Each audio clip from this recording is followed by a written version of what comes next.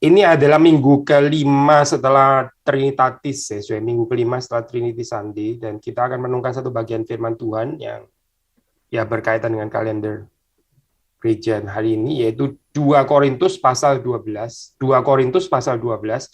Kita membaca ayat 1 sampai dengan ayat yang ke-10. 2 Korintus 12, 1 sampai 10. Saya akan bacakan. Aku harus bermegah, sekalipun memang hal itu tidak ada faedahnya. Namun demikian aku tidak memberitakan penglihatan-penglihatan dan penyataan-penyataan yang kuterima dari Tuhan. Aku tahu tentang seorang Kristen 14 tahun yang lampau, entah di dalam tubuh, entah aku tidak tahu, entah di luar tubuh, aku tidak tahu, Allah yang mengetahuinya. Orang itu tiba-tiba diangkat ke tingkat yang ketiga dari sorga. Aku juga tahu tentang orang itu, entah di dalam tubuh, entah di luar tubuh, aku tidak tahu, Allah yang mengetahuinya. Ia tiba-tiba diangkat ke Firdaus dan ia mendengar kata-kata yang tak terkatakan, yang tidak boleh diucapkan manusia. Atas orang itu aku tidak bermegah, tetapi atas diriku sendiri aku tidak akan bermegah selain atas kelemahan-kelemahanku. Sebab sekiranya aku tidak bermegah juga, aku bukan orang bodoh lagi. Karena aku mengatakan kebenaran. Tetapi aku menahan diriku supaya jangan ada orang yang menghitungkan kepadaku lebih daripada yang mereka lihat padaku atau yang mereka dengar daripadaku. Dan supaya aku jangan meninggikan diri karena penyataan-penyataan yang luar biasa itu, maka aku diberi suatu duri di dalam dagingku, yaitu seorang utusan iblis untuk menggocok aku, supaya aku jangan meninggikan diri.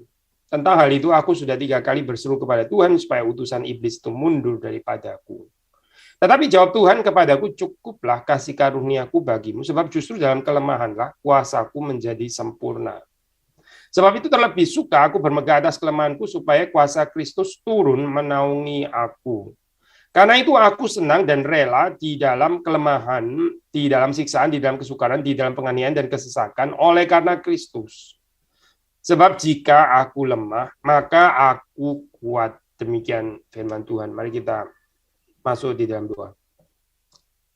Tuhan berkati perenungan pada pagi hari ini, Engkau hadir bersama dengan kami, menolong kami untuk bisa mengerti firman Tuhan, dan beri kepada kami juga hati yang mengingat firman Tuhan, yang kami boleh menaatinya di dalam kehidupan kami sehari-hari. Kiranya Tuhan boleh mengurapi hamba-Mu, melayakkan dan menyertai dengan kuat kuasa Tuhan, dan setiap kami juga yang merenungkan bersama-sama, kami boleh disertai dan diberkati oleh Tuhan.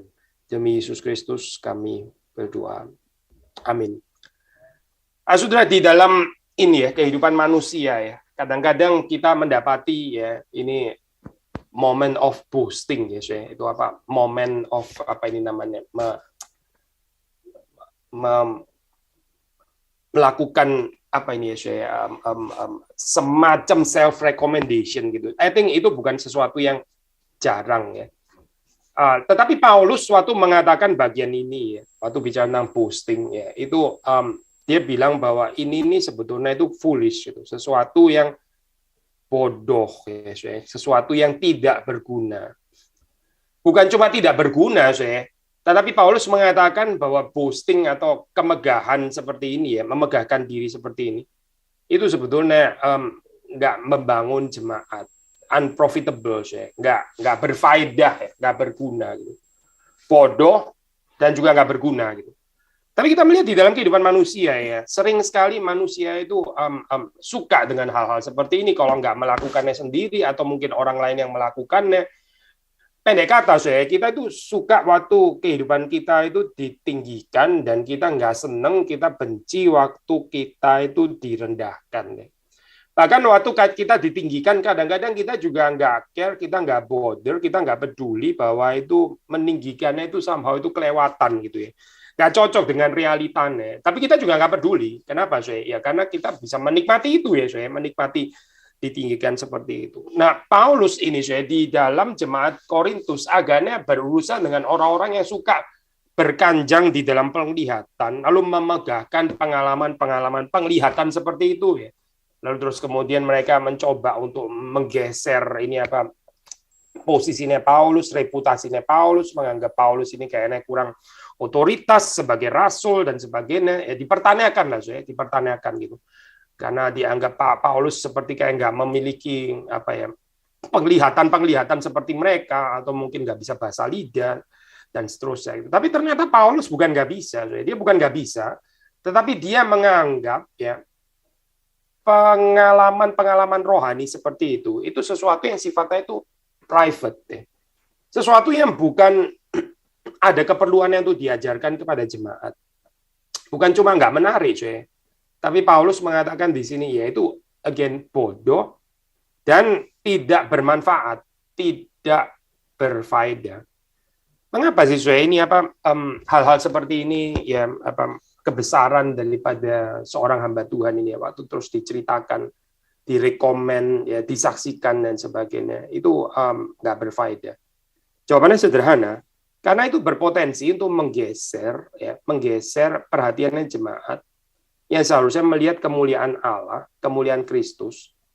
Tapi terus kemudian ini akhirnya menjadi orang-orang yang lebih tertarik, lebih kagum ya kepada Paulus gitu, atau kepada siapapun, atau kepada ya hamba Tuhan siapapun.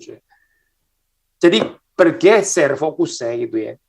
Akhirnya bukan mencoba untuk tetap memelihara sikap hati yang terus bisa melihat kemuliaan Kristus, tapi terus kemudian ini pelan-pelan jadi seperti kayak ditransform in a negative way ya, ke arah yang buruk. Pemimpin-pemimpin demikian ya, yang tidak mempermuliakan Kristus, tapi lebih suka untuk memegahkan kehidupannya sendiri, termasuk kesalehannya, pengajarannya, atau apapun lah, achievementnya dan sebagainya, itu akan menciptakan admirers untuk diri mereka sendiri, ya, para pengagum bagi diri mereka sendiri, instead of menjadikan orang-orang itu murid-murid Kristus. Jadi ini kacau, ini sesuatu yang akhirnya itu nggak mempertumbuhkan, ya. Kita sudah sering bahas ya, ini sudah sangat ngerti ya, itu seorang hamba Tuhan itu apa sih ya? Seorang hamba Tuhan itu membawa jemaat itu makin lama makin mengenal Allah, makin lama makin melihat kemuliaan Kristus. Itu hamba Tuhan. Hamba Tuhan itu bukan menjadikan orang-orang itu makin lama makin setia kepada Dia lah, makin mendukung Dia, makin berpihak kepada Dia dan sebagainya. Itu bukan panggilannya hamba Tuhan, bukan itu. Panggilannya hamba Tuhan itu adalah bagaimana mengajak jemaat untuk melihat Kristus dan segala kemuliaannya yang ya seharusnya terlebih dahulu dia sudah lihat dan kagumi itu ya. Lalu dia menunjuk kepada Kristus yang mulia itu sehingga bisa dilihat oleh orang-orang yang lain.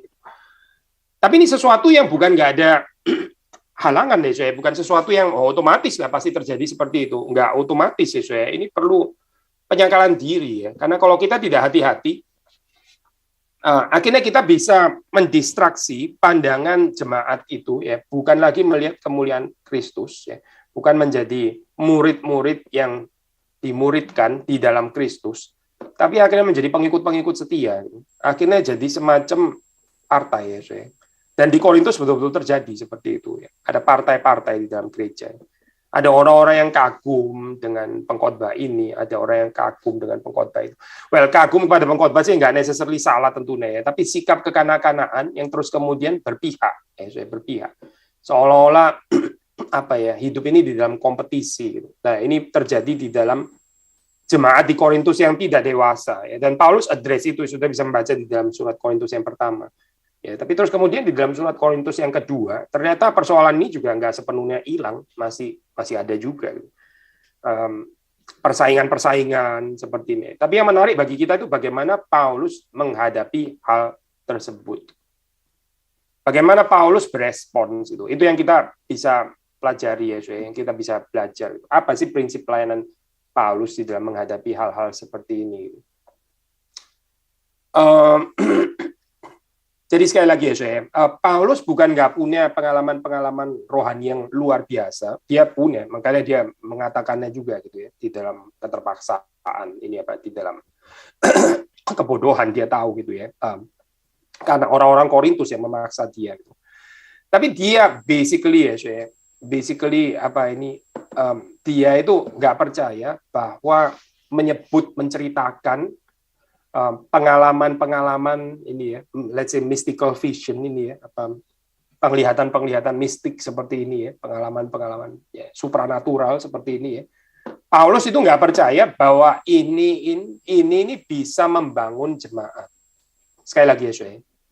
Paulus nggak percaya ya bahwa pengalaman-pengalaman seperti ini, however spektakuler it is, berapapun dia itu, bagaimanapun itu sesuatu yang luar biasa. Gitu. Tapi Paulus nggak percaya ini membangun jemaat. Bagi dia ini bukan sesuatu yang membangun jemaat, sifatnya. Lain ya, dengan gambaran kekristenan sekarang, kalau sudah melihat itu. Ada orang yang sepertinya merasa khusus karena mempunyai pengalaman seperti itu, lalu terus kemudian mereka menceritakannya. Mereka pikir orang akan diberkati dengan pengalaman-pengalaman seperti itu. Ya. Kita nggak baca itu di dalam tulisan Paulus. Bukan karena Paulus nggak ada pengalaman itu ya. Sekali lagi ya. Bukan karena ya kamu nggak punya sih, makanya lu sirik gitu, lu nggak seneng sama orang yang lihat play. Oh, Paulus bukan nggak ada, bukan nggak ada pengalaman mystical experience seperti itu, dia ada sebetulnya gitu. Tapi Paulus tahu ini bukan yang membangun jemaat. Keberadaan Paulus itu di Korintus atau dimanapun ya, dia itu hadir untuk membangun jemaat, bukan untuk yang lain. Dia bukan mau kumpulin orang membentuk partai ya, pendukung Paulus atau apa gitu. Dia nggak tertarik untuk itu. Tapi dia tertarik bagaimana jemaat itu bertumbuh ke arah kepenuhan Kristus. Itu yang dia tertarik.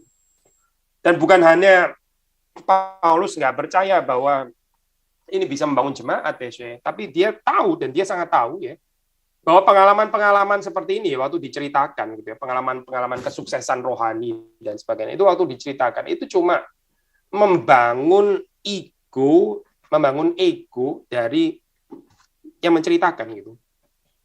Alias kanak-kanak lah, Jadi, kalau sudah melihat ya, ada hamba Tuhan suka sekali ya menceritakan tentang ini ya, tentang kehebatan dan sebagainya. Itu cuma fit ego sebetulnya gitu. Itu adalah hamba Tuhan yang nggak mempermuliakan Kristus, tapi sebetulnya cuma ya fit ego-nya sendiri gitu. Lalu fit ego ini untuk apa ya? Ya mungkin untuk create certain apa ya, admirers gitu, orang-orang yang bisa kemudian kagum kepada dia atau menjadi pengikutnya dan seterusnya gitu, orang-orang yang ya diharapkan bisa setia sampai mati dan seterusnya gitu. Tapi kita lupa ya bahwa hamba Tuhan itu sebetulnya membawa orang percaya itu setia kepada Kristus sampai mati, bukan setia kepada dia, tidak gitu. Dan saudara melihat ya di dalam pelayanan Paulus ya, Paulus ini beres ya di dalam bagian ini gitu. Dia tidak tempted ya, tidak jatuh dan dia nggak tertarik ya untuk mengatakan kehebatan.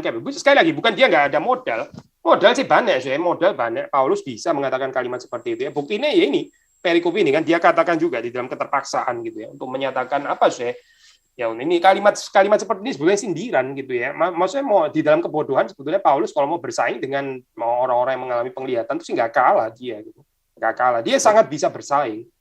Tapi ya untuk apa gitu? Untuk apa? Ini bodoh kok melakukan seperti itu, sesuatu hal yang bodoh. Jadi Paulus ya dia nggak tertarik untuk membangun ego ya. Itu ego ya. Saudara perhatikan ya, ego itu sangat merusak pelayanan. Kalau kita di dalam kehidupan kita ya, kita terus-menerus fit ego kita ya, yang diberi makan itu adalah ego kita ya. Kita mungkin berhasil menciptakan orang-orang yang mengagumi kita, yang suka kepada kita, yang berpihak kepada kita dan sebagainya. Tapi orang-orang ini nggak bertumbuh di dalam Kristus ya. Alangkah celakaannya, seneng sih ya, apalagi waktu susah gitu ya. Saudara ini bisa ada yang mengerti saya gitu, ada yang berpihak kepada saya, misalnya begitu ya. Tapi nggak bertumbuh ternyata gitu. Dan untuk apa ya, Untuk apa pelayanan kita gitu? Kalau jemaat yang dilayani itu nggak bertumbuh. Kalau cuma sekedar menciptakan jemaat yang mengerti pemimpinnya gitu, yang setia kepada pemimpinnya, whatever yang terjadi kepada pemimpinnya, pokoknya dia tetap setia dan sebagainya. Ya untuk apa Untuk apa ya hal seperti ini? Ini habis ya ini mengerjakan seperti ini di dalam kehidupan ini sebetulnya mengumpulkan sampah, bukan membangun di dalam Kristus. Jadi Paulus sudah melihat di dalam kehidupannya, dia nggak tertarik untuk fit ego ini, karena itu menghalangi pekerjaan Tuhan. Itu nggak mendewasakan ya, tapi membuat orang tetap dalam keadaan kanak-kanak ya, dan mirip seperti dalam dunia politik ya. Kadang-kadang ini ya ada yang namanya pembodohan rakyat gitu ya, di dalam dunia politik yang jahat, pembodohan rakyat supaya apa ya, supaya lebih gampang dikuasai. Kalau ini terjadi di dalam gereja, ini kacau balau ya, pembodohan jemaat. Ya. Biarkan jemaat ini jangan bertumbuh dewasa. Biarkan jemaat itu tetap di dalam keadaan kekanak-kanakan. Kenapa? Supaya saya lebih gampang kuasai toh. Kan orang-orang yang childish kan gampang sekali sudah dikuasai gitu. Tapi orang yang mature kan nggak bisa. Orang yang mature rohaninya itu dikuasai oleh Tuhan. Tapi kalau ada pemimpin yang seperti ini, itu lebih suka ya jemaatnya itu nggak bertumbuh asal dia lebih setia kepada pemimpin tersebut ya. Celakalah pemimpin seperti itu. Itu bukan pemimpin gereja, bukan. Itu bukan orang-orang yang menjadikan jemaat itu menjadi milik Kristus ya, tapi dia menjadikan jemaat itu miliknya dia sendiri. Bukan lagi milik Kristus Sang Gembala Agung, tapi menjadikan ini pendukung-pendukung dirinya sendiri. Kacau ya, kalau ada gambaran seperti ini. Dan again, kita bisa belajar daripada kehidupan Paulus. Ya. Paulus bukan gak ada kesulitan ya, sudah dibanding-bandingin dan sebagainya itu ya itu bukan satu pengalaman yang cuma gini tok gitu misalnya. Ya ini bukan sesuatu yang Paulus tinggal balik tangan terus nggak peduli sama sekali dan sebagainya. Ya tentu ada pergumulannya juga gitu, di dalam kehidupan Paulus. Paulus cuma manusia biasa ya, sama seperti saudara dan saya. Tapi sekali lagi saudara melihat di sini bagaimana dia melihat ya bahwa kerasulan yang sejati ya, ini integritas seorang hamba Tuhan kalau kita boleh ini ya, integritas seorang pelayan Tuhan kalau kita boleh terjemahkan secara lebih luas ya. Itu sebetulnya berdasarkan apa gitu? Establish berdasarkan apa? Berdasarkan kehidupannya yang membangun jemaat. Ya sudah, satu ini saja. Gitu. Bukan berapa banyak pencapaian atau kehebatan atau talenta atau whatever, apa sajalah sudah tambah sendirilah ini daftarnya gitu ya. Pengalaman-pengalaman rohani lah dan seterusnya gitu ya, foto-foto dengan teolog terkenal siapa atau apa gitu misalnya ya, itu nggak penting sama sekali bukan itu gitu, tapi bagaimana kehadirannya itu membangun jemaat atau tidak gitu. Membangun jemaat ya di dalam anugerah Tuhan, membawa orang itu lebih mature di dalam Kristus, bertumbuh di dalam Kristus atau tidak, sudah gitu aja ya. Kalau tidak ya sudah, berarti itu bukan pelayanan. Kalau nggak membawa orang makin bertumbuh di dalam Yesus Kristus, ya berarti dia itu nggak ada integritas hamba Tuhan. Gitu. Apapun yang terjadi di dalam kehidupannya, apapun nggak peduli dia ada pengalaman-pengalaman mistik yang sampai diangkat sampai langit ketiga lah seperti Paulus dan sebagainya, nggak berguna. So, Paulus sendiri menyebut dirinya di situ ya. Kita membaca di dalam cerita ini ya. Menarik, dia menyebut dirinya itu sebagai third person. Ayat kedua kan dia bilang, aku tahu tentang seorang Kristen 14 tahun yang lalu. Entah di dalam tubuh, aku tidak tahu. Entah di luar tubuh, aku tidak tahu. Allah yang mengetahuinya. Orang itu tiba-tiba diangkat ke tingkat ketiga dari sorga. Dia menyebut dirinya sendiri itu dengan sebutan orang itu. Gitu ya. Berarti ini third person ya.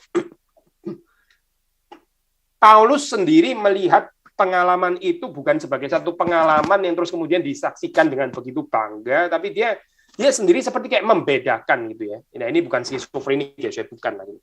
Paulus bukan sedang sakit jiwa dengan waktu mengalami ini, tapi dia menempatkan dirinya itu seolah-olah seperti kayak semacam penonton gitu. Dia bukan orang yang menempatkan diri ini saya loh gitu ya. Ini saya loh mengalami ini saya sebetulnya. Ini saya sendiri loh ya. Dia tidak, dia melihat dirinya sendiri itu sebagai yang melihat orang ketiga ini gitu ya, third person ini ya. Padahal itu ya dia sih sebetulnya, tapi dia seperti kayak menarik distance gitu ya. Dia seperti kayak menarik jarak gitu ya. Dia menempatkan dirinya sendiri sebagai seorang yang menonton apa ini aja ya, pengalaman rohani ini ya. Bukan dia sendiri yang terus kemudian mengalami dan mau menceritakan, nah memang dia mengalami sih sebetulnya, tapi ini ya sesuatu yang dia sendiri seperti kayak ambil certain jarak itu daripadanya. Apa ya, Sre? Ini kan satu pengalaman yang nggak dialami oleh semua orang. Sekali lagi, karena Paulus menempatkannya ini di tempat yang proporsional. Meskipun ya, Sre, ya ini bukan pengalaman yang tanggung-tanggung sih, tidak, Sre. Itu Paulus sendiri mengatakan kan dia diangkat ke tingkat ketiga dari sorga, ya, tingkat ketiga, third heaven, kalau di dalam gambaran ini apa itu, three heaven skema, ya, skema 3 tingkat langit itu, ini quite established ya, saya pandangan seperti ini di dalam tulisan-tulisan Jewish itu. Third heaven ini maksudnya adalah yang paling atas ya, yang paling atas, the third heaven ya. Itu ya, ini sudah yang paling atas ya. Calvin sendiri menafsir bagian ini ya, saya bacakan komentar dari Calvin, dia tulis seperti ini. The number 3 is used as a perfect number to indicate what is highest and most complete. Highest and most complete. Also, the word heaven by itself means here God's blessed and glorious kingdom about all spheres and the firmament itself and all the framework of the world. But not content with the word heaven, Paul adds that he had reached the utmost height and its innermost chambers. Jadi ini satu pengalaman yang ya sangat-sangat jarang sih saya. Ini apa? Ya memang kita nggak tahu ya, itu Paulus mengalami ini berapa kali gitu, nggak ada catatan sih. Maksudnya kita juga nggak bisa membangun berdasarkan argumen silence gitu kan ya. Tapi the fact bahwa dia mengatakan 14 tahun yang lampau ya, dan ini sudah cukup lama, itu cukup lama, 14 tahun yang lampau. Agaknya pengalaman ini juga somehow quite particular ya di dalam kehidupan Paulus gitu. Dia recall yang 14 tahun lampau gitu. Dia nggak bilang setiap hari apa gitu misalnya ya. Saya selalu naik ke langit ketiga sih gitu setiap hari. Ini bukan setiap hari apa, ini sudah 14 tahun lampau gitu. Berarti ini bukan satu kejadian yang setiap minggu terulang gitu, terus kemudian menjadi sesuatu yang biasa ya.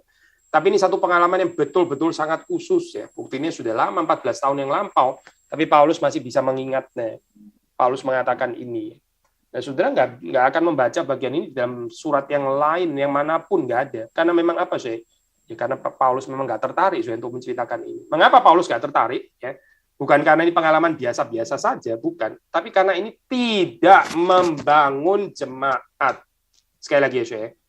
Tidak membangun jemaat. Segala sesuatu yang tidak membangun jemaat, nggak usah ngomong lah, saya. Nggak usah ngomong. Yang nggak membangun jemaat, nggak usah ngomong. Karena nggak membangun jemaat, itu apa? Gitu. Kita waktu melayani ya, saya di atas mimbar, itu bukan ini loh, saya nggak sedang dipanggil untuk sedang fit. Kita punya ego kan ya.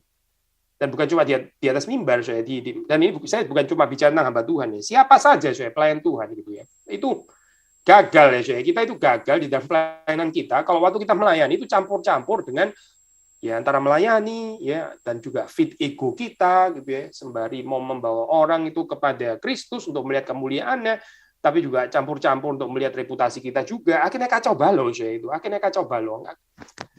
Distraksinya banyak sekali gitu ya. Ini menabur di dalam kesia-siaan sebetulnya. Nah, Paulus sendiri waktu dia di dalam pengalaman itu ya, dia mengatakan di situ dia mendengar kata-kata yang tak terkatakan. Kata-kata yang tak terkatakan, yang tidak boleh diucapkan manusia. Mengapa saya? Ya, kalau kita baca di dalam tafsiran, ya mungkin itu kata-kata yang terlalu kudus, ya, kata-kata yang mungkin juga terlalu horrible, ya, bisa juga gitu. Tapi intinya saya pokoknya dikatakan di sini nggak boleh dikatakan oleh manusia, ya, nggak lawful untuk seorang manusia itu mengatakannya. Dan Paulus memang nggak mengatakannya. Saudara mau penasaran pun juga apa sih sebetulnya didengar di situ ya, nggak ada jawaban. Memang Paulus benar-benar nggak mengatakannya di sini apa yang diucapkan di sana. Ini cuma Paulus yang tahu, dia nggak betray isinya gitu ya. Karena sekali lagi ya, bagi Paulus ini nggak membangun jemaat gitu. Ini bukan sesuatu yang beneficial, ini bukan sesuatu yang profitable untuk jemaat. Segala sesuatu yang nggak profitable, yang nggak beneficial, yang nggak bermanfaat untuk jemaat ya, itu kita nggak usah ngomong. Nggak ada gunanya saya ngomong kalimat itu gitu, nggak berguna sama sekali. Apapun itu ya, mau pernyataan ini visi-visi yang luar biasa seperti ini sampai diangkat sampai ke surga lah, atau terus kemudian apa ini namanya sudah bahasa lidah gitu, tapi yang nggak membangun jemaat gitu misalnya ya, nggak ada gunanya, nggak perlu itu. Menurut Paulus itu tidak perlu. Jadi sekali lagi ya, saya, waktu Paulus menceritakan tentang mystical experience ini ya, ada beberapa prinsip yang kita perlu perhatikan. Yang pertama di situ bagi Paulus, pengalaman ini ya, benefitnya, katakanlah kalau mau bicara benefit ya, itu bukan soteriologis ya, bukan untuk keselamatannya Paulus. Untuk keselamatannya Paulus nggak perlu sih pengalaman ini. Karena kalau orang diselamatkan baru karena mengalami seperti ini, wah ini bahaya ya sih. Berapa orang yang diselamatkan? Banyak orang nggak diselamatkan karena nggak mengalami seperti ini. Jadi ini bukan sesuatu yang kepentingannya itu adalah kepentingan keselamatan, bukan gitu. Bukan saja ini bukan kepentingan keselamatan, tapi ini juga nggak ada hubungannya dengan calling, saya. Ini pengalaman seperti ini ya. Ini bukan diperlukan untuk meneguhkan panggilan hidup seseorang. Tidak. Gitu. Jadi ini nggak penting untuk keselamatan, ini juga nggak penting untuk panggilan sebetulnya. Gitu. Lalu kalau nggak penting untuk keselamatan, ya nggak penting untuk panggilan, terus kemudian untuk apa dong? Ini hanya untuk hubungan pribadi, ya, private relationship antara Paulus dengan Tuhan ini. Sesuatu yang very private. Ya. Jadi ini urusannya itu dengan private devotional life, gitu ya, saya pinjam istilah yang ada di dalam komentari ya. Private devotional life, kehidupan seorang percaya ya. Saudara, ini kita masih bisa membedakan ya antara hal-hal yang private ya, hubungan kita dengan Tuhan yang cuma kita dan Tuhan saja yang perlu gitu, dengan yang perlu mengetahui ya, maksudnya ya, dengan apa yang kita bisa saksikan kepada orang lain, dengan apa yang kita bisa sharingkan, bagikan kepada orang lain, kepada jemaat ya. Ini bukan berarti segala sesuatu ya, everything ya, yang kita alami itu perlu disaksikan kepada jemaat. Enggak sih, saya enggak. Dan ini bukan apa ya, saya bukan kategori ini secretive orangnya gitu ya. Ini Pak tertutup ya, hamba Tuhan saya ini tertutup ya, ini apa-apa nggak mau cerita ini.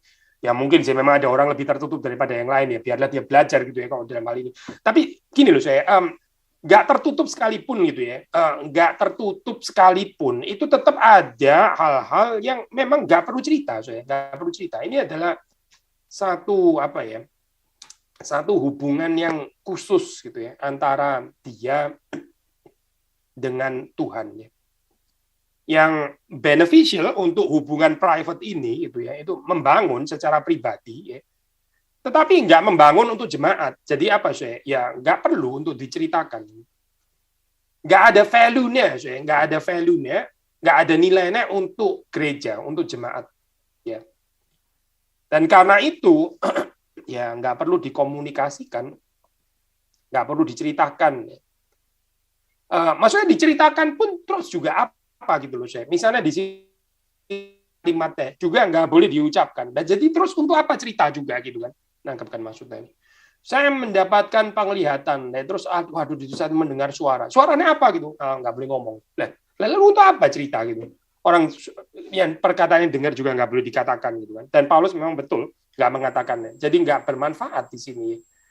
Sekali lagi ya saya, bukan Paulus nggak ada pengalaman rohani ya, seperti penantang-penantangnya, seperti kayak kompetitornya, bukan nggak ada saya. Dia ada, dia sangat ada saya. Tapi dia nggak tertarik untuk mengomunikasikan itu. Karena apa? Sekali lagi ya saya, tidak membangun jemaat. Segala sesuatu yang tidak membangun orang lain, yang nggak membangun jemaat, saudara dan saya nggak usah cerita, nggak usah ngomong. Even kalaupun itu adalah sesuatu yang sangat apa ya, membangun ya kita secara pribadi ya, biarlah itu tetap di dalam ini ya, wilayah private relationship dengan Tuhan itu ya. Karena kalau itu diceritakan juga, jadi akhirnya mau nggak mau itu menjadi boasting yang merusak ya, menjadi itu membawa kepada memegahkan diri yang akhirnya nggak memberi kemuliaan kepada Tuhan. Ya akhirnya menyedot orang lain ya itu untuk melihat dan memuji dari orang yang punya pengalaman rohani ini, dan ini mendistraksi dari kemuliaan Kristus,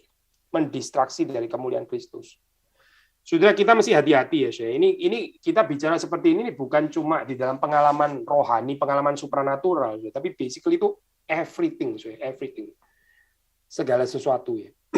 Nggak harus pengalaman rohani sih, bisa saja itu kategori yang lain. Kesuksesan pelayanan kita gitu misalnya ya, atau apalah itu, keberhasilan gitu, atau mungkin talenta kita gitu, atau kelebihan kita di dalam hal apa gitu misalnya ya. Itu ya saya waktu diceritakan, padahal itu harusnya tuh remain private ya saya, private and hidden, tapi itu diceritakan gitu ya. Ya kita bisa saja Susya ini menghias dengan kalimat ya ini kan mengencourage orang lain supaya mendorong orang lain untuk lebih mencintai Tuhan, tapi kita tahu sebetulnya bukan itu ya. Kalau menurut Paulus bukan untuk mendorong orang lain, itu just feed your own ego kok sebetulnya gitu. Itu cuma kamu memberi makan egomu sendiri gitu. Apakah ini pantas ya dilakukan oleh seorang pelayan Tuhan? Ya nggak pantas lah ya, karena pelayan Tuhan kan dipanggil untuk mempermuliakan Kristus, bukan untuk memberi makan egonya sendiri. Jadi ini memimpin kepada kemegahan diri yang nggak berarti ini ya, yang nggak bermanfaat. Dan bukan cuma itu, saya bisa membawa juga kepada ini ya merasa benar sendiri. Again ya, untuk kesekian kalinya, the dangers of self-righteousness and self-justification. Karena memiliki pengalaman-pengalaman seperti ini, ya, terus kemudian itu berarti Tuhan sedang berkenan kepada saya gitu ya. Saudara, itu Tuhan memberkati pelayanan kita ya, saudara. Kalau Tuhan memberkati pelayanan kita, itu hanya menyatakan Tuhan itu masih berbelas kasihan kepada saudara dan saya.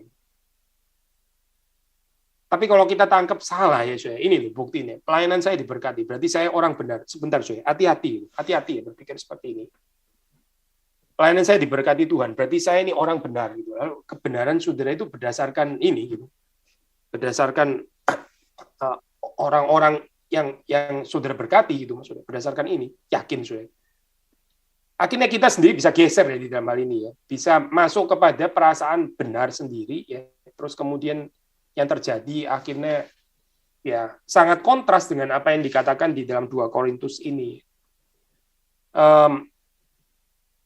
Ada certain sense of spiritual triumph, kemenangan rohani. Tapi Paulus ya, kalau saudara membaca, dia justru bersyukur ya, dia boleh bermegah di dalam kelemahannya. Karena inti daripada seluruh pembicaraan di sini ini kan basically apa sih setelah Paulus ngomong kalimat ini ya. Setelah Paulus bicara panjang lebar ya tentang pengalaman yang luar biasa ini, kan dia sebetulnya cuma ngomong pada akhirnya kan bukan itu gitu kan ya, bukan itu.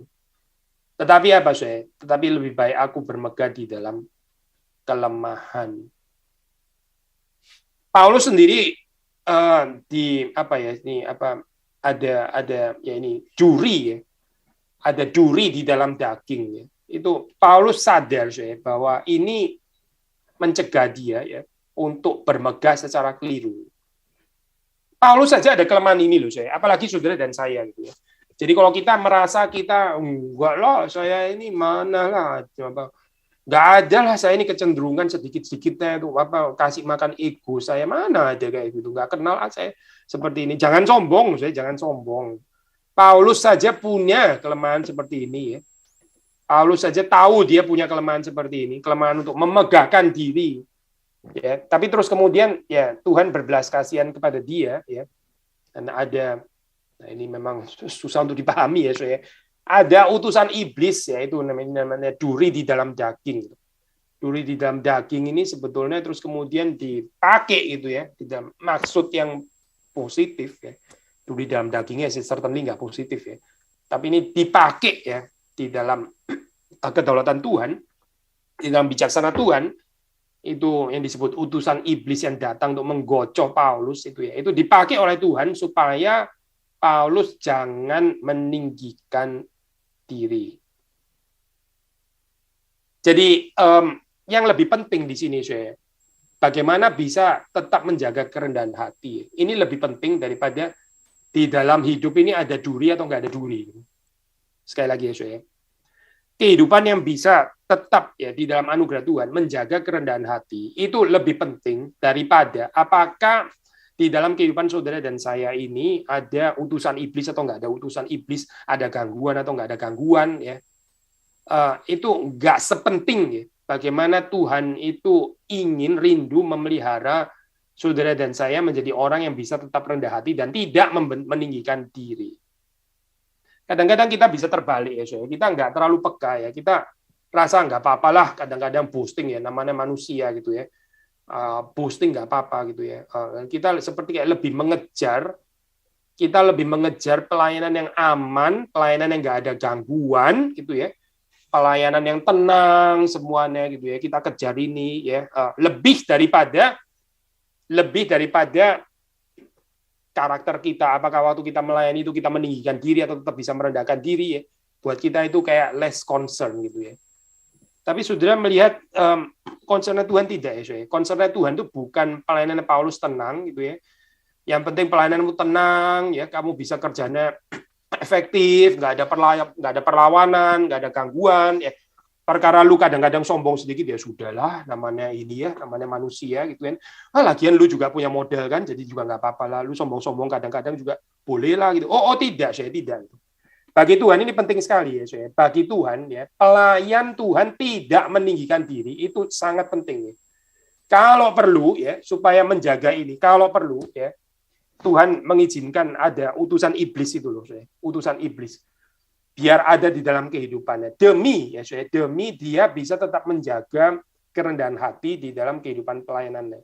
Saudara melihat di sini ya. Karakter seorang pelayan nih. Gimana kerendahan hati ini salah satunya gitu ya. Kalau kita mau perluaskan bicara karakter gitu kan. Karakter seorang pelayan ini saya. Ini lebih penting ya, saya. Lebih penting daripada ya kesuksesan pelayanannya. Karakter seorang pelayan itu saya lebih penting daripada apa saya? Daripada pelayanan itu tenang, diganggu atau nggak diganggu dan sebagainya, itu nggak sepenting ya. Karakter pelayan seorang yang melayani Tuhan itu tadi, karakternya, kehidupannya yang bukan dipanggil untuk fit his or her own ego, bukan saya. Tapi dipanggil untuk glorify his or her Christ, dipanggil untuk mempermuliakan Kristus yang dia percaya, dan bukan untuk memberi makan igunya. Ini sangat penting untuk Tuhan, sangat penting. Karena tanpa bagian ini, itu pelayanan semua akan kacau. Dan kalau pelayanan kacau, apa yang terjadi, yang dirugikan itu jemaat. Jemaat itu nggak bertumbuh, jemaatnya tidak bertumbuh. Karena apa, ya karena yang didengar itu bukan tentang Kristus. Yang didengar itu bukan tentang Kristus dan kemuliaannya membawa orang kepada sikap penyembahan yang lebih dalam. Bukan itu, akhirnya. Akhirnya menggerakkan itu adalah cerita kehebatan manusia gitu. Alangkah kacaunya, ini apa? Visi-visi yang nggak karu-karuan itu ya, melihat inilah, melihat itulah, terus kemudian ke surga lah, atau yang lain bahkan mungkin ke neraka lah, atau apa dan sebagainya. Ini membawa jemaat kemana sebetulnya gitu? Apa yang akan memberkati jemaat di dalam cerita-cerita ini itu apa? Gitu. Sekali lagi ya, Paulus bukan nggak punya ya pengalaman ini. Paulus punya pengalaman ini, tetapi dia nggak tertarik. Karena dia tahu ini tidak meninggikan Kristus, ini tidak memberi segala kemuliaan kepada Kristus, dan ini juga nggak membangun jemaat. Ya. Jadi apa yang dikehendaki oleh Paulus gitu ya, waktu orang melihat dirinya. Apakah terus kemudian nggak boleh sama sekali gitu ya? Ini apa orang melihat Paulus sama sekali? Gitu. Bukan deh, Paulus mau waktu jemaat itu melihat dia ya, atau menilai dia ya, biarlah mereka ini menilai dari apa yang mereka bisa saksikan dari pelayanan yang memberkati jemaat, dan bukan di luar ini ya. Sekali lagi ya, Paulus mau waktu jemaat itu menilai ya, itu bukan menilai karena ini loh, saya adalah orang yang pernah loh naik sampai ke langit ketiga gitu misalnya. Paulus nggak mau jemaat menilai dia di dalam ukuran ini, itu nggak berguna kalau menurut Paulus. Lebih baik kalau mau menilai Paulus ya, biarlah jemaat itu menilai ya berdasarkan apa yang mereka bisa saksikan dari pelayanannya yang mempertumbuhkan jemaat. Ya. Ini kita khotbah juga untuk diri kita sendiri ya, kita para hamba Tuhan. Hamba Tuhan itu seharusnya dinilai dari apa, dinilai bukan dari yang lain-lain, bukan daripada hal-hal yang lain, apapun itu gitu ya. Tapi dinilai dari mana saya? Apakah kehadirannya itu mempertumbuhkan jemaat atau tidak? Sudah ini saja. Mempertumbuhkan jemaat, ya, membawa orang itu lebih dewasa di dalam Kristus atau tidak. Kalau menjadikan orang-orang yang sekedar militan, saya, ya itu nggak usah gereja gitu. Kalau sekedar menjadikan orang-orang militan hardcore gitu misalnya, ya, ini nggak usah jadi gereja, saya. Itu di dunia politik bisa saja gitu. Di ideologi politik bisa menciptakan orang-orang yang luar biasa militan gitu ya, karakter militan. Bisa.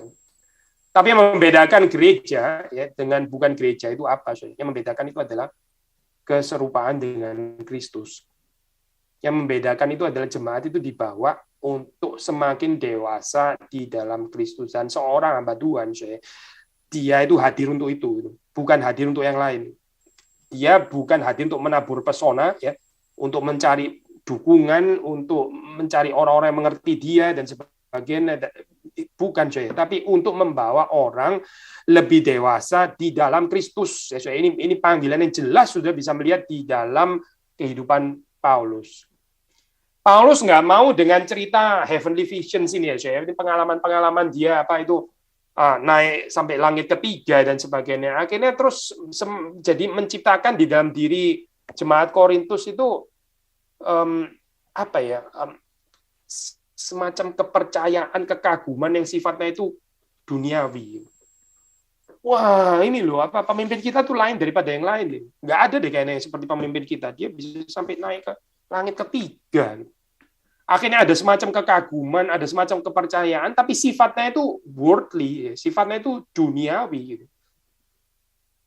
Kacau ya ini membawa jemaat itu kepada penglihatan yang kacau. Dan sudah tahu kan ya, di Korintus itu betul-betul jemaat itu lihat yang bukan-bukan seperti ini. Mereka membanding-bandingkan ini Paulus, ya, dengan Petrus, ya, mungkin ya Petrus itu ini loh, senior, paling senior. Dia lebih senior daripada Paulus. Paulus masih muda, ya. Petrus itu ini saya kenal sejak dia kecil misalnya gitu ya. Ya, terus lu apa gitu. Yang lain lagi Paulus Paulus boleh saja gitu ya. Oke, pengajarannya mungkin dalam gitu ya. Tapi dia sebetulnya is not a good speaker, ya. Dia ngomongnya ini ya, itu kurang lancar, ya. Nggak seperti Paulus, nggak seperti Apolos. Kalau Apolos tuh ngomongnya itu, wah, itu semua orang mata nggak bisa kedip gitu ya. Kalau Apolos ngomong gitu, semuanya tertarik mendengarkan apa yang Apolos cerita gitu misalnya, ya. Ya Paulus kayaknya agak kurang menarik ya dia kalau cerita gitu. Tapi kalau tulis surat ya oke lah, dia tulis suratnya oke. Tapi waktu ngomong kurang menarik itu misalnya gitu ya. Ini loh, jemaat itu seperti ini gitu. Jemaat yang nggak bertumbuh, ya, jemaat yang nggak bertumbuh. Dan Paulus mau jemaat itu bertumbuh, bertumbuh ke arah Kristus. Orang yang bertumbuh ke arah Kristus nggak akan melihat hal-hal seperti ini, karena itu adalah hal-hal yang dilihat oleh orang yang tidak bertumbuh. Orang yang tidak bertumbuh, orang yang bertumbuh itu melihat kemuliaan Kristus. Orang yang bertumbuh, akan melihat pekerjaan Tuhan itu ya lebih besar daripada pekerja-pekerja di ladang Tuhan. Pekerjaan Tuhan ya, yang lebih menarik di dalam hal ini. Ya. So bagi Paulus ya itu validasi ya, ini legitimasi ya pelayanannya itu jelas bukan dari bagaimana Paulus memperkenalkan dirinya sendiri gitu ya, self endorsement ini self recommendation atau apa ya, bukan di situ gitu. Bukan dari bagaimana Paulus terus menceritakan tentang dirinya supaya orang nggak lupa berapa pentingnya Paulus, berapa besarnya Paulus gitu ya. Paulus sih bebas ya dari narsisistik seperti ini ya, dia benar-benar bebas ya di dalam hal ini gitu ya. Bukan dari sana, tapi dia mengajak jemaat itu untuk bergantung dan melihat kepada kuasa Tuhan ya, yang nyata ya. Despite Paulus itu adalah orang yang lemah ya, despite Paulus itu kayaknya akrab ya dengan penderitaan, akrab dengan bahaya kematian ya, bahaya maut, kita bisa membaca di dalam surat-suratnya gitu. Paulus akrab dengan pengalaman dihumiliate ya, dihina ya, nggak menyenangkan ya, dihina. Paulus ini rentan, ya, ya orangnya kecil, ya, nggak menarik postur tubuhnya dan seterusnya, bicaranya nggak eloquent gitu ya, dan seterusnya dan seterusnya. Yet despite semua negatif description seperti ini ya, Paulus mau supaya jemaat di Korintus itu melihat kemuliaan Tuhan dan kuasa Tuhan ya, yang melampaui ya, semua hal-hal yang kurang di dalam kehidupan Paulus ini.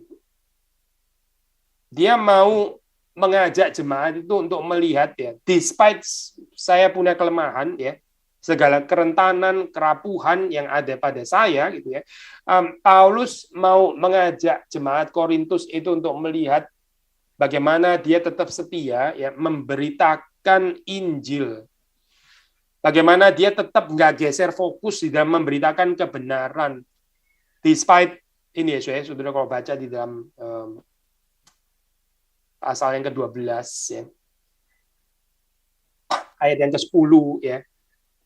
Despite dia itu sering di dalam kelemahan, di dalam siksaan, di dalam kesukaran, di dalam penganiayaan, di dalam kesesatan, despite itu semua ya, Paulus rindu supaya jemaat di Korintus itu melihat bagaimana despite itu semua ya, kita bisa tetap memberitakan Injil, kita bisa tetap memberitakan firman Tuhan, meskipun semua kelemahan itu tadi gitu ya.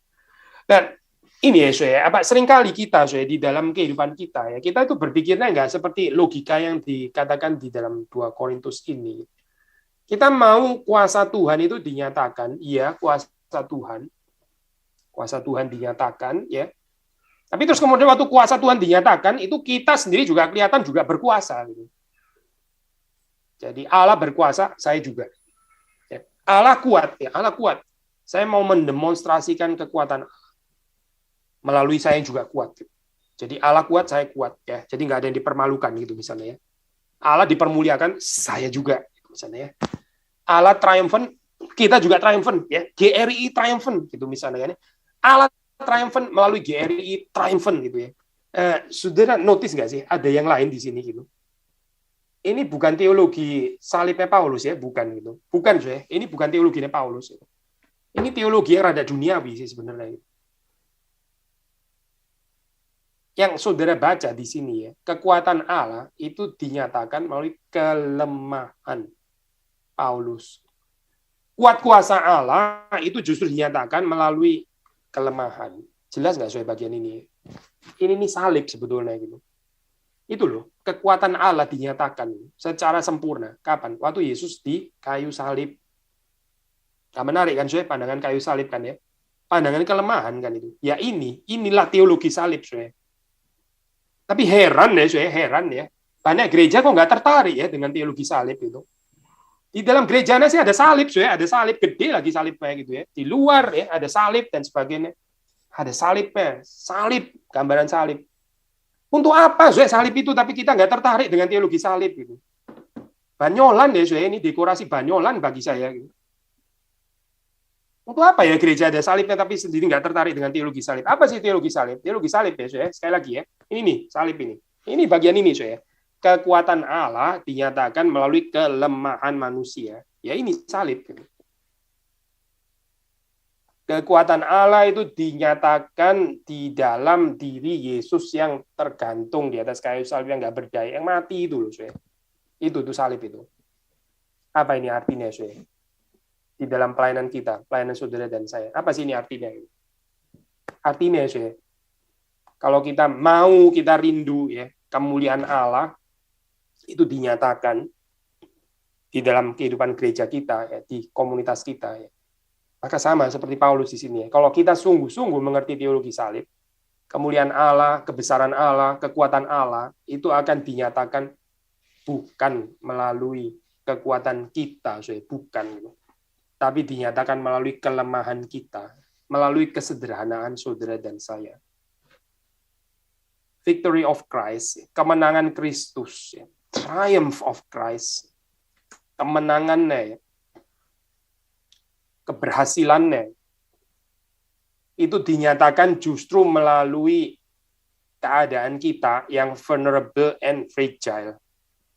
keadaan kita yang lemah, yang rentan, yang rapuh. Ini namanya teologi salib, teologi salib. Tapi yang mengajarkan kemuliaan Allah dinyatakan melalui kemuliaan kita. Kemuliaan Allah, kekuatan Allah dinyatakan justru melalui kekuatan kita. Kekuatan Allah, kemenangan Allah dinyatakan dengan kita yang juga triumphant. Coba lihat kehidupan kita triumphant. Gak kalah dengan orang lain. Gak kalah dengan gereja lain. Gak kalah dengan agama lain. Saudara, saya mengatakan kepada saudara, itu bukan teologi salib, saudara. Bukan. Itu jauh sekali dari teologi salib, saudara. Itu bukan teologi salib. Teologi salib itu seperti yang saudara baca di sini. Ini teologi salib itu yang diajarkan oleh Paulus. Paulus 3 kali berseru kepada Tuhan supaya utusan iblis itu mundur daripadanya. Tetapi Tuhan menjawab, cukuplah kasih karuniaku bagimu. Sebab justru dalam kelemahanlah,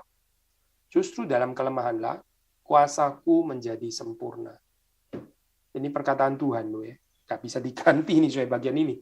Saudara mau ganti. Sebentar, saya koreksi ya. Kayaknya boleh diperlengkapi deh kalimat ini. Saya maunya bukan hanya di dalam kelemahan dan di dalam kekuatan, kuasa Tuhan boleh menjadi sempurna. Enggak ya, Syekh. Ayatnya nggak bilang itu. Ayatnya nggak bilang di dalam kelemahan dan terutama di dalam kekuatan, kuasa Tuhan menjadi sempurna. Enggak, ayatnya nggak bilang itu. Ayatnya bilang justru di dalam kelemahan. Di dalam kelemahan. Kelemahannya siapa, Syekh? Ya, kelemahan saudara dan saya, kelemahannya Paulus, kelemahannya gereja. Kelemahan gereja, Syekh. Kelemahan gereja.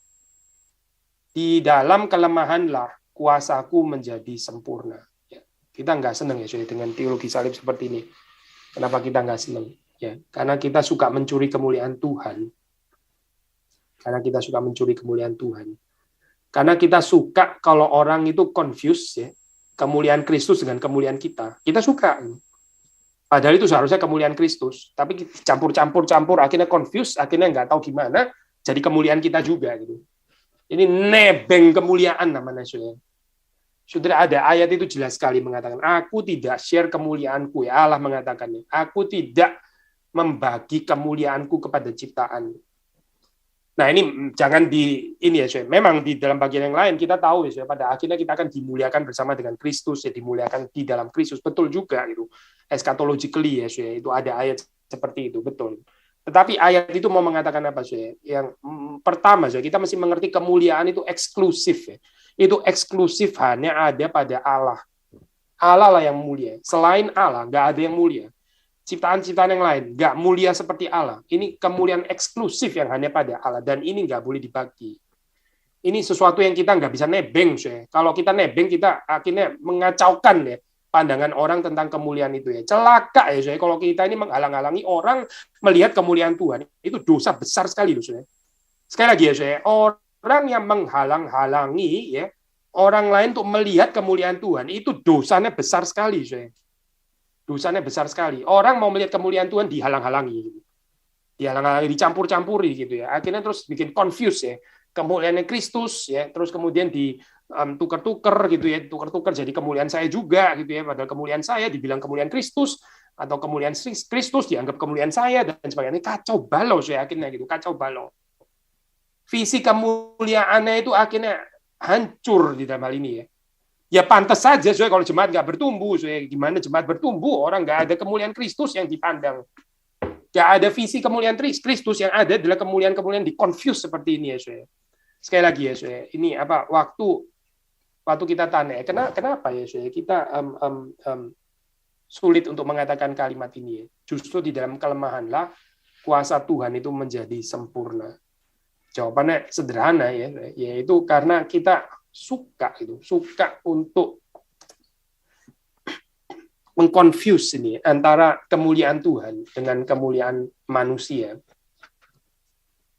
dengan kemuliaan bangsa, dengan kemuliaan negara, dengan kemuliaan ideologi. Lalu kita ngomongnya ini kemuliaan Kristus. Dulu orang waktu menjajah, so ini zaman kolonial, sudah tahu itu kan, ada 3G, ini bukan 3G, 4G, 5G sekarang bukan, waktu itu 3G-nya itu gospel ya, gold and glory. Ya, gospel, gold and glory. Ngomongnya sih gospel, ngomongnya sih glory. Ya, mungkin yang dimaksud itu glory. Ya, glory. Ya, glory-nya siapa? Yo, the glory of God dong pasti. The glory of God dong. God's glory dong. Ngomongnya God's glory. Tapi bukan God's glory ternyata. Glory-nya bangsa penjajah sebetulnya. Glory-nya orang-orang yang mengkolonialisasi itu sebetulnya. Tapi pakai istilah yang dibilang itu God's glory. The glory of God. The glory of the gospel. The glory of Christianity dan sebagainya. Wait. Nanti dulu lah, nanti dulu gitu. Ini di dalam sepanjang sejarah itu sudah banyak sekali ya diselewengkan. Ngomongnya kemuliaan Allah, tapi sebenarnya bukan itu. Lihatlah kehidupan orang-orang Israel ya. Kehidupan orang-orang Israel yang terus ya itu di dalam sejarah ini ya, sejarah keselamatan, saudara membaca di dalam kitab suci ya. Menukar ya kemuliaan Allah dengan kemuliaan yang lain gitu. Mereka bangga sekali sebagai bangsa yang memiliki Taurat. Mereka bangga sekali sebagai bangsa yang disunat. Mereka bangga mereka bukan Gentiles. Mereka bersyukur karena mereka adalah orang Yahudi, bukan Samaria ya. Seharusnya familiar kan ya. Tapi mereka setiap kali pakai istilah yang dipakai apa ya? God's glory gitu. The glory of our God. Kemuliaan Tuhan kita. Kalimat yang dipakai sih kemuliaan Tuhan ya. Tapi itu sebenarnya kemuliaan mereka sendiri gitu. Kalau itu betul-betul adalah kemuliaan Tuhan ya. Mereka akan nggak menolak Kristus. Mereka tidak akan menolak Kristus. Bukti bahwa mereka menolak Kristus ya. Penyataan kemuliaan Allah yang sempurna itu menyatakan bahwa itu bukan God's glory berarti gitu. Ya selama ini mereka bilang God's glory. Itu pasti bukan God's glory. Saudara perhatikan ya. Kalau gereja mengatakan God's glory, kemuliaan Tuhan, tapi terus kemudian waktu sudah lihat, kok nggak nyambung ya sama teologi salib. Saudara, itu bukan God's glory berarti gitu. Itu pasti bukan kemuliaan Tuhan. Karena kemuliaan Tuhan itu nggak mungkin bentur dengan prinsip narasi teologi salib. Sekali lagi ya, saya kutip ini ya, perkataan dari satu penafsir ini Ten Hill ya, Ten Hill dia mengatakan seperti ini. The continuing weakness is necessary so that man might not confuse the power of God with his own power and lose God's power by attempting to rely on himself. Jadi kelemahan yang terus-menerus ini ya, ini perlu. Kelemahan yang terus-menerus ini ya, dan bukan cuma untuk sementara waktu, tapi terus-menerus ini perlu sehingga apa? Sehingga manusia, sehingga kita, sehingga gereja itu tidak confuse, tidak mengacaukan, tidak ketukar antara yang disebut kuasa Allah ya dengan kuasanya sendiri, tetap bisa dibedakan dengan sehat ya.